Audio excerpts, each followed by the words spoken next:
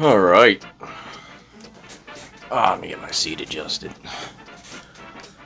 Alright, welcome to the channel. I am Roll McDude, and today I want to present to you a game that I've been playing quite a bit lately, and it's called Easy Red 2.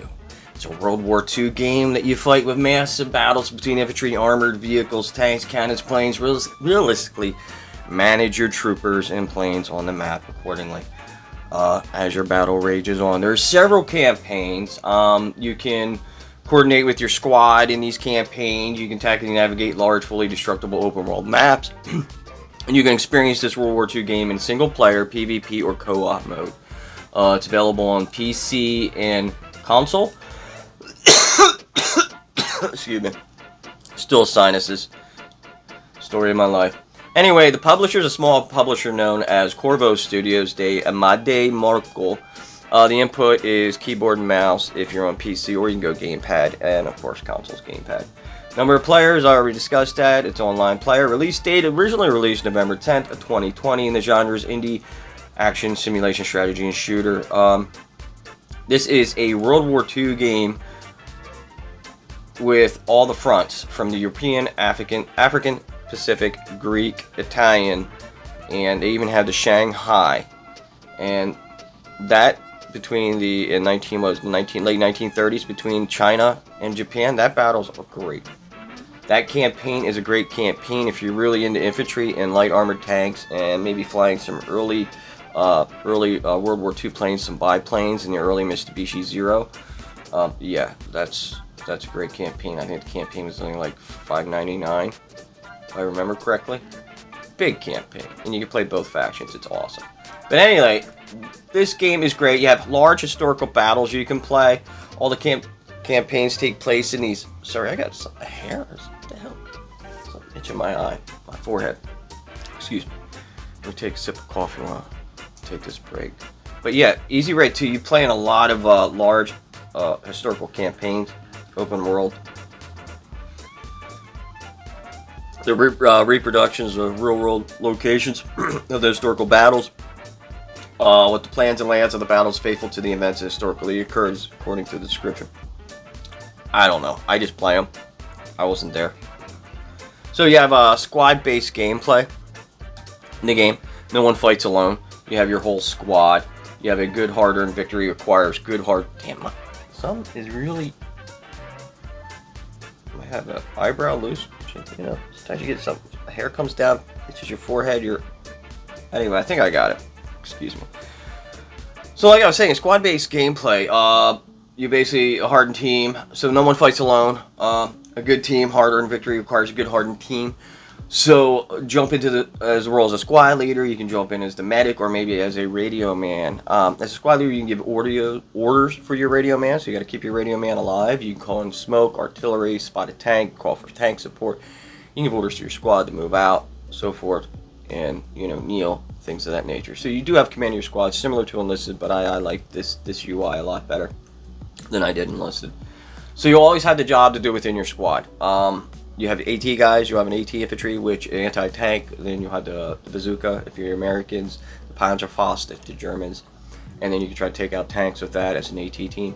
If you're the Russians or Earl or French, you're using the rifle, which is only good for like mechanized half tracks. I wouldn't use it on anything.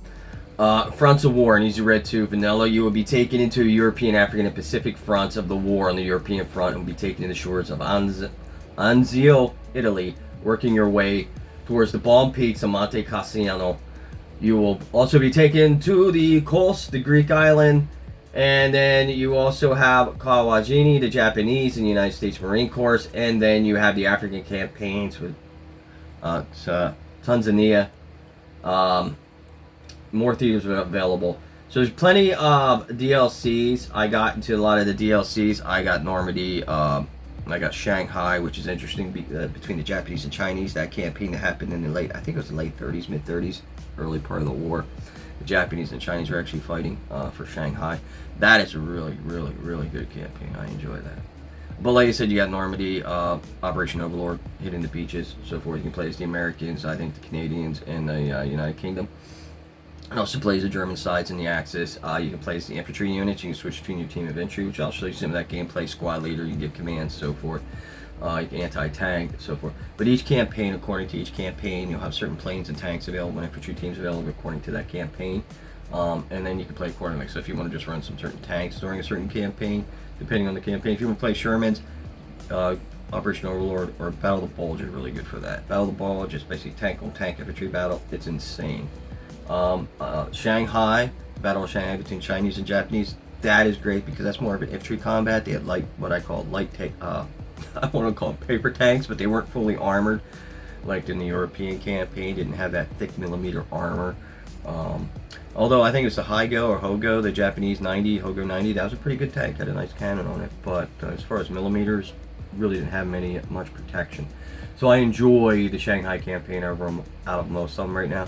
But a lot of the campaigns, they're great. Don't get me wrong. The game's great. You got all these campaigns you can play.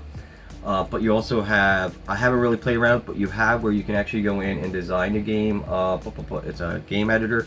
Come up with your own scenarios, design the buildings, infantry, the plane, whatever you want to use, and you can play out that scenario. You can play it or you can watch it and view it. It's up to you. So it's I don't want to really call it a sandbox, but with the editor mode that you can play in this game, yeah, I guess you would call it a sandbox because you play it the way you want it and set up how you want it. Not like a kid playing in a sandbox, or am I getting that terminology wrong? So anyway, like I said, you can play all the vehicles. You can jump the Panzer, which is German for tank, and M4 Sherman, M3 Lee, any other than more than 100 vehicles present in the game. Accurate weapons, and depending on which side you want to play on the Axis, the Germans. You want to play on the Ally side. Like I said, multiplayer is available. You can play online on PvP and PvE missions from either the base game or your own missions from the mission editor or from the workshop. Play with your own squad or join a squad with friends. Create a match whenever you want on any map that you want. That's what I was explaining with the editor, which is the map and mission editor. That's the correct name for it. The map and mission editor makes it possible to create custom maps using brush tools, raise and lower the terrain, paint the textures, add grass props to the game base. The mission editor allows anyone to create their own missions for the game using maps from the base game and maps made with the map editor. Both maps missions can be shared download for the Steam Workshop. I haven't played much with the map editor. I've just seen a lot of it done online and it looked really great. Right now I'm just playing through all the campaigns, which is awesome. The campaigns are short. No. Battle for Shanghai, it's nice ones. It's pretty decent campaigns. What do I get, about 12 maybe? I'll show that here, I guess. And then Battle of Normandy, Operation Overlord. You got all the beaches, of course, and then you got all the inlets as you proceed through the beach into the mainland, taking those buildings and structures. No, it's great. I enjoy it. I find myself playing this game, switching between infantry and tanks, depending on what I need at the time. Like, okay, my infantry's not doing it. They're sending a bunch of tanks. I need to counteract my flanks of tanks, push back the infantry. And let's say they got some tanks on the ground, which I really can't get my anti-tank to blow up my Shermans. Then I go to the air and do a few bombing runs with my fighters, like a P-51, or you can, what is it? What's the British plane? I'm having a blank on what the British plane in World War II was called. What the hell was that called? Spitfire. There you go. How much it costs. Okay, Easy Red 2, the base game, is only $8.99. You can get all the DLCs, which I have most of some of the DLCs. I only have a few I got to pick up. But for the price that they offer these DLCs, which, let me see if I can see these. Like for instance, Easy Red Normandy, I got that Operation Overlord for $5.99. Then I got, let me see, Easy Red 2 Shanghai, that conflict in 1937, the conflict between China and Japan. And then we have Easy Red 2 Ardennes, where you experience Ardennes 1940 and then 1944. Both, where the Germans blitzkrieg to invade France, and that happened in 1940. And then in 1944, the Battle of the Bulge. I think that's where Patton and his tanks try to loosen the Germans from their hold in France and push them back toward Germany. It's a combination between all factions. But yeah, that's only $5.99, so you get actually 2 campaigns with that. You have the Stalingrad, which is $5.99. And so forth. So it's not all that expensive. You get to use all the weapons. You get to choose between your squad mates, and you get to have some fun World War II action, and I enjoy it. I'm not trying to sell you on it, I'm just making you aware of it. I enjoyed the game, I played it, I enjoy it. I find myself playing numerous and numerous hours. I should say, when I play a match will usually last about 30 minutes. I find myself playing about like 2 hours. I can play 4 matches in a row because it's so addicting. Especially if you lose a match and you're like, I should have used more infantry on the point, or I should have brought my tanks in a little earlier, or I should maybe done a few bombing runs to my planes to take out their air support.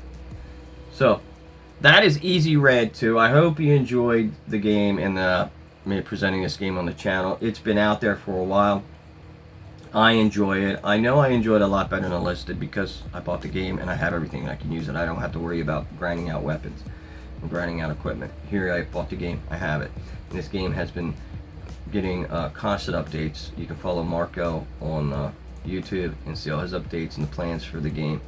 This is a great game. If you enjoyed Medal of Honor, not Call of Duty, but even if you enjoyed some of the early Call of Duty World War II campaigns before Call of Duty ruined itself with more of the multiplayer, I think more games should focus on the single player. There's so much on there, especially if you give a map designer and you can play around the game and you have the option for PvP. Multiplayer, I think, should be just an option. I think all games should go back to single player with DLC and the option for PvP. Don't make that the basis, but that's where they want to make their money, though. But I'm not going to get into that. That's a whole other subject for videos, how companies want to dilute games with microtransactions and give you poor content. So that's enough for me. I am Roll McDude. Hope you enjoyed the content. Remember, enjoy your day, and it's just a game. Play your way. Roll McDude out.